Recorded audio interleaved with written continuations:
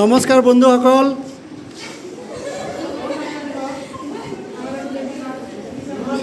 আমাৰ ছাত্ৰ ছাত্ৰীসকলক ৱৰ্ল্ড এটলাছ কিতাপটো আজি বিতৰণ কৰিলোঁ। এই আমাৰ উৎপল ছাৰ, লগতে আমাৰ ল'ৰাকেইটা আছে, ছাত্ৰ ছাত্ৰীসকল আছে। এইজন আশিক, এই শ্ৰেণীৰ আটাইতকৈ বদমাছ ল'ৰা। এইটো হ'ল মনিৰুল ইছলাম, ক্লাছত টপাৰ হয়, এইবাৰ 94% পাইছে। 2 নম্বৰ আৰু এয়া আছে নুৰজাহান, এয়া আছে শাবনুৰ। ল'ৰা ছোৱালীখিনি কিতাপ পাই বহুত ফূৰ্তি পাইছে।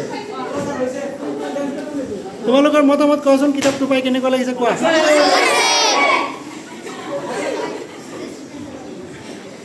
ধন্যবাদ।